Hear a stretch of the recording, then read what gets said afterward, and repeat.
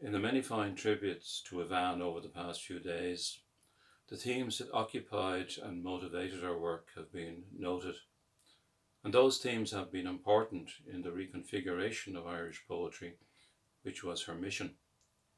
But one aspect of the poetry that has very particularly drawn me to her work and to Eavan as a poet in the lineage of Dublin poets is the attachment to the city in which she was born, her evocations of the city in so many poems. There was, I believe, a vital relationship between the poet and the city. She once referred to it as a city that seemed made for poetry. First, there was the city of her student days that she revisits and recreates out of vivid memory. The city that, in fact, was handed on from Joyce's time. And then also the newly evolving suburbs on the outskirts where she put the life she lived into the poems that she wrote.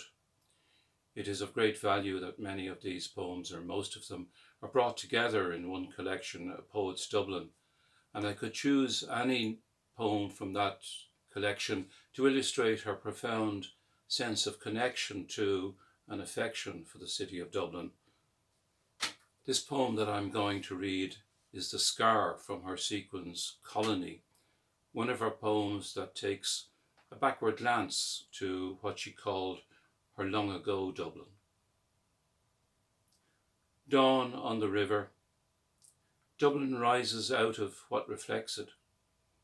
Anna Liffey looks to the east, to the sea, her profile carved out by the light on the old Carlisle Bridge. I was 5 when a piece of glass cut my head and left a scar. Afterwards, my skin felt different, and still does on these autumn days when the mist hides the city from the Liffey. The Liffey hides the long ships, the muskets, and the burning domes. Everything but this momentary place, and those versions of the Irish rain which change the features of a granite face. If Colony is a wound, what will heal it? After such injuries, what difference do we feel? No answer in the air, on the water, in the distance, and yet emblems of this old, torn and traded city, altered by its rivers, its weather. I turn to you as if there were one flawed head towards another.